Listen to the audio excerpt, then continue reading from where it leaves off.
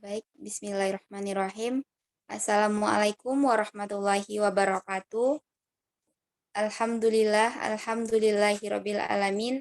Assalatu wassalamu ala asrafil anbiya'i wal mursalin wa ala alihi wa ashabihi rasulillahi ajmain.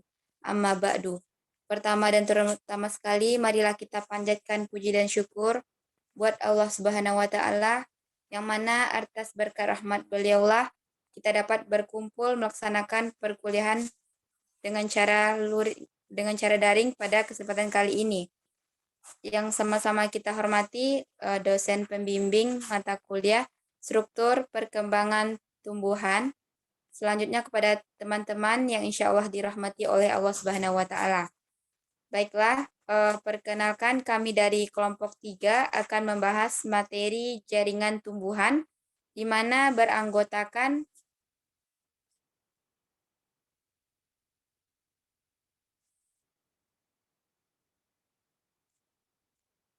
yang pertama saya sendiri, Foni Redani, dengan NIM 20031036 sebagai moderator.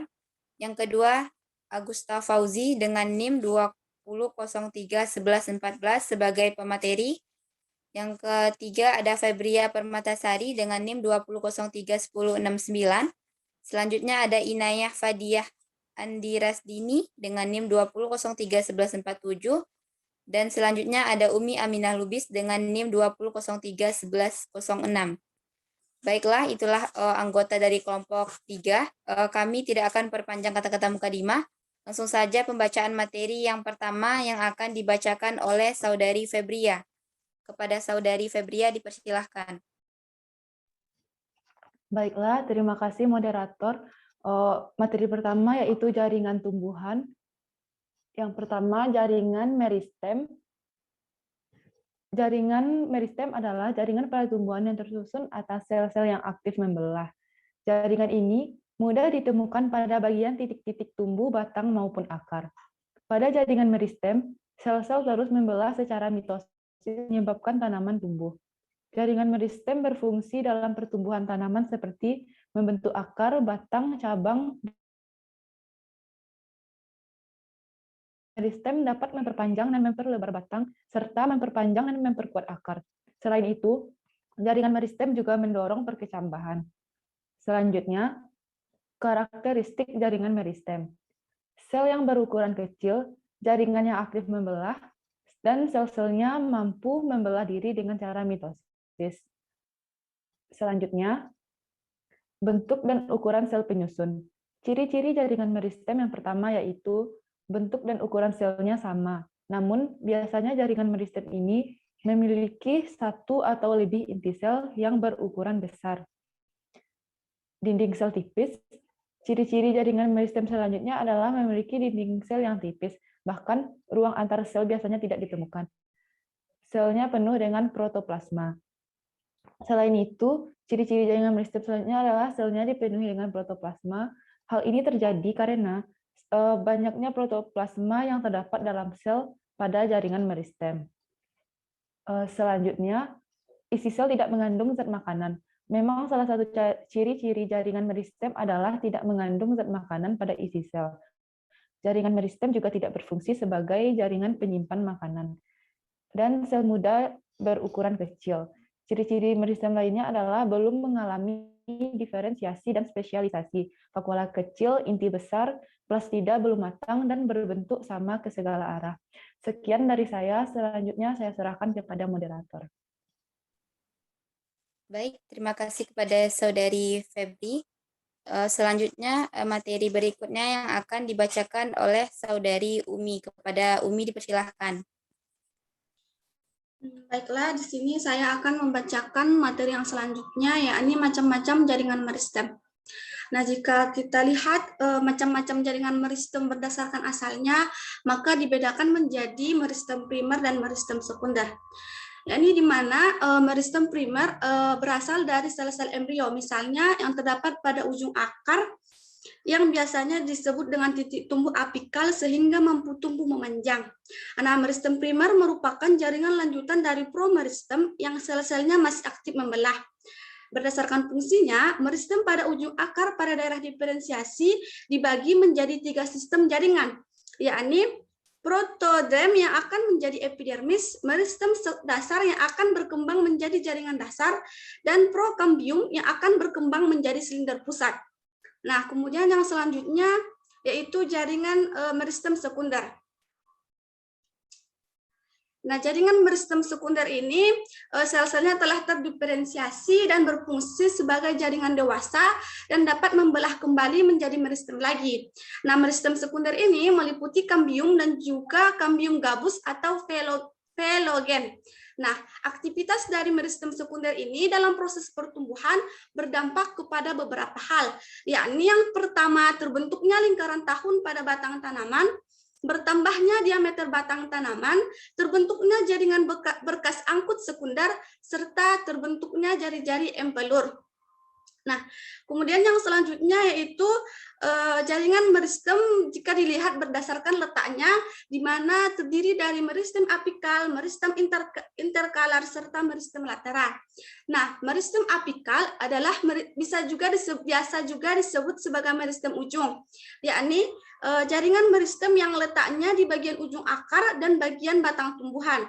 Nah, meristem ini menjadikan pertumbuhan primer dengan bertambah panjangnya akar dan batang tumbuhan, sesuai dengan salah satu ciri-ciri jaringan meristem. Jaringan yang terbuat dari meristem apikal disebut dengan jaringan primer. Pada saat proses pemanjangan meristem apikal, didapatkan tunas apikal atau tunas ujung yang akan menjadi cabang samping, daun, dan juga bunga. Nah, sekian dari saya kembalikan ke moderator. Baik, terima kasih kepada Umi. Materi selanjutnya yang akan dibacakan oleh Saudara Agus. Kepada Agus dipersilahkan. Baik, terima kasih kepada moderator. Baiklah, saya akan melanjutkan materi yaitu mengenai meristem interkalar. Meristem interkalar atau meristem antara adalah jaringan yang ada di antaranya ruas-ruas batang atau di antara jaringan dewasa. Jaringan yang terbentuk adalah jaringan primer. Pertumbuhan pada meristem ini menjadi pertambahan panjang antara ruas-ruas batang. Meristem interkalar mengakibatkan bunga menjadi tumbuh. Selanjutnya, meristem lateral. Meristem lateral atau meristem samping merupakan jaringan meristem yang letaknya sejajar dengan lingkaran organ tempat dijumpainya meristem lateral. Dan ini adalah meristem sebagai penghasil pertumbuhan sekunder. Contohnya saja pada meristem lateral adalah kambium dan kambium gabus yang sering disebut dengan velogen. Kambium gabus menjadi penghasil lapisan pelindung yang disebut lapisan peridrem. Kambium mengarah keluar sehingga terbentuk floem dan mengarah ke dalam membentuk silem. Selanjutnya, 2. Jaringan dewasa. Jaringan sering juga disebut dengan jaringan permanen. Jaringan dewasa atau jaringan permanen adalah jaringan yang bersifat non-meristematik atau tidak aktif membelah. Jaringan permanen merupakan jaringan yang sudah mengalami tahap diferensiasi. Jaringan tersebut tidak dapat melakukan proses pembelahan. Yang pertama, karakteristik atau ciri-ciri dari jaringan permanen. Sama-sama kita ketahui. Yang pertamanya itu tidak melakukan pembelahan. Yang kedua, berukuran besar. Yang ketiga, memiliki vakuola dengan ukuran besar. Yang keempat, plasma sel dalam jaringan permanen lebih sedikit. Yang kelima, terdapat ruang antar sel. Yang keenam, sel-sel sudah mengalami proses penebalan dinding. Selanjutnya, contoh jaringan dewasa atau jaringan permanen. Yang pertama, jaringan pelindung. Maksudnya adalah terdapat di seluruh permukaan luar tubuh. Tumbuhan membentuk jaringan pelindung untuk melindungi bagian dalam tumbuhan dari berbagai pengaruh luar yang merugikan. Contoh jaringan pelindung adalah jaringan epidermis. Yang kedua, jaringan dasar atau bisa disebut juga jaringan pengisi. Merupakan jaringan yang hampir terdapat pada seluruh bagian tumbuhan. Jaringan ini berperan penting dalam semua proses metabolisme tumbuhan. Contohnya jaringan dasar adalah jaringan parenkim. Selanjutnya, jaringan penyokong. Menunjang bentuk tubuh tumbuhan. Berdasarkan bentuk dan sifatnya, jaringan penyokong dibagi menjadi dua, yakni jaringan kolenkim dan jaringan sklerenkim. Memiliki ciri-ciri dinding sel tebal, kuat, dan sel yang sudah terspesialisasi. Selanjutnya, ada jaringan yang mengangkut air, garam mineral, dan hasil fotosintesis. Jaringan pengangkut terbagi dua, yaitu xilem dan floem. Xilem berfungsi untuk mengangkut dan zat-zat luar di dalam dari akar menuju daun, sedangkan floem mengangkut makanan fotosintesis dari daun ke seluruh tumbuh-tumbuhan. Yang ketiga, jaringan dasar, jaringan parenkim. Jaringan parenkim merupakan jaringan tersusun dari sel-sel yang memiliki struktur morfologi serta fisiologi yang beragam dan masih melakukan proses fisiologis. Selanjutnya, karakteristik jaringan parenkim. Yang pertama, memiliki dinding sel yang tipis dan juga terdiri dari selulosa yang masih lentur apabila mengalami proses penebalan.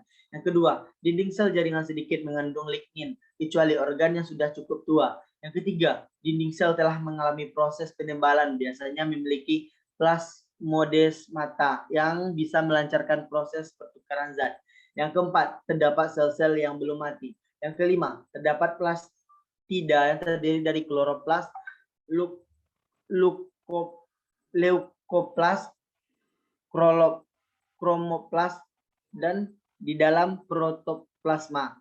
Yang keenam, sel parenkim rata-rata memiliki bentuk polihedral atau segi banyak. Yang terakhir itu memiliki kemampuan yang sifatnya meristematik. Selanjutnya,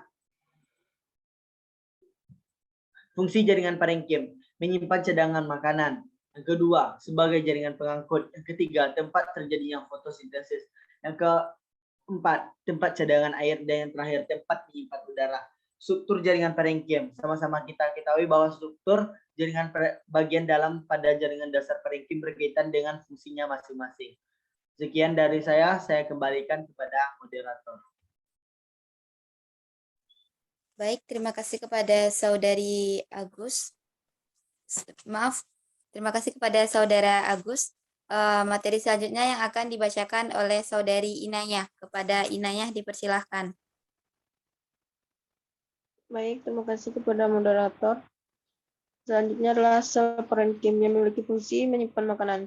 Sel tersebut terdiri dari larutan fukolan berisi gula dan terlarut serta senyawa N. Susunan ini bisa dijumpai pada akar beta vulgaris, cairan dalam plasma, dan endosom binti yang mengandung minyak dan protein. Susunan ini dijumpai pada Ricinus communis, kristi yang berisi pati dalam kotiledon, endosperm, buah, dan umbi. Karena sel parenkim kebanyakan memiliki kandungan tanin dan fokula, maka sel parenkim tersebut juga memiliki fungsi penyimpanan cadangan.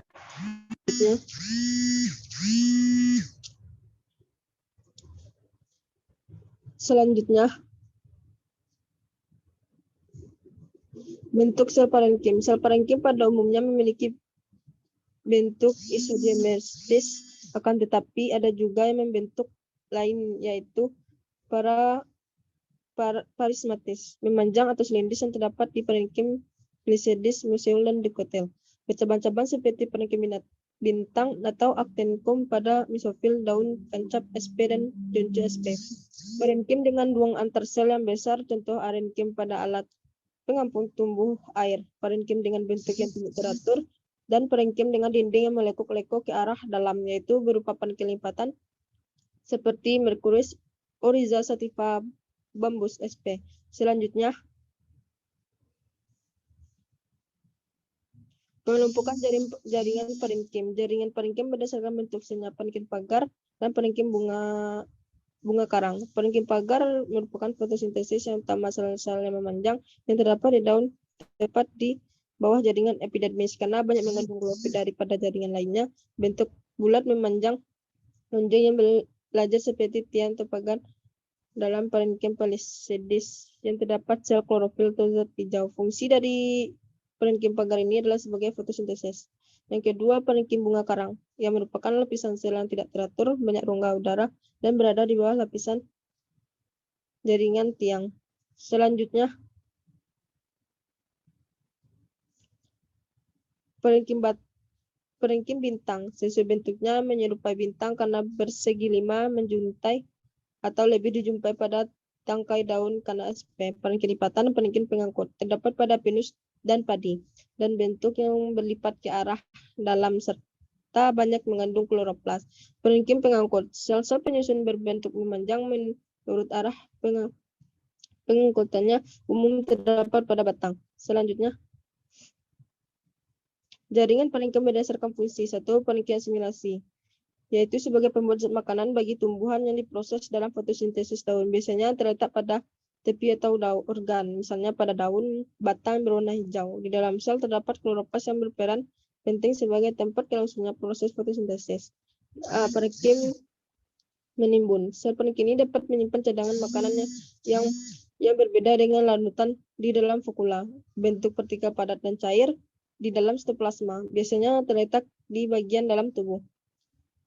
Misalnya pada empulur batang, umbi akar, umbi lapis, dan akar mimpang rizoma atau biji. Di dalam sel cadangan makanan yang berupa gula, tepung, lemak, atau protein, parenkim-parenkim yang berfungsi dalam penyimpan cadangan makanan bagi tumbuhan berupa hasil fotosintesis, seperti protein, amidum, gula, tepung, atau lemak. Selanjutnya,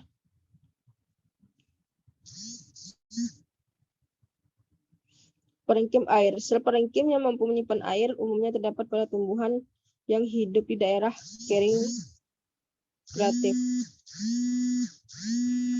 Tumbuhan epifit dan tumbuhan sukulen. Parenkim air berfungsi sebagai tempat penyimpanan air pada tumbuhan xerofit atau epifit. Sedikit air yang mengendap ke malam, misalnya pada tumbuhan kaktus atau lidah buaya. Parenkim udara. Jaringan parenkim yang mampu menyimpan udara karena mempunyai ruang antar sel yang besar. Parenkim banyak terdapat pada batang dan daun tumbuh hidrofit. Parenkim udara disebut sebagai parenkim bertugas menyimpan udara dalam kantong besarnya yang terdiri dari sel gabus dengan rongga besar sehingga membantu menjaga kelebihan air pada tumbuhan dengan habitat perair. Ruang antar sel nafas besar. Sel-sel penyusunnya bulat sebagai alat pengampung di air. Misalnya parenkim pada tangkai daun tumbuhan eceng gondok. Baik, selanjutnya saya serahkan kepada moderator. Baik, terima kasih kepada Saudari Naya. Itulah hasil diskusi dari kelompok kami. Saya sebagai moderator mohon maaf apabila terdapat kesalahan. Saya tutup dengan wabillahi taufik wal hidayah. Wassalamualaikum warahmatullahi wabarakatuh.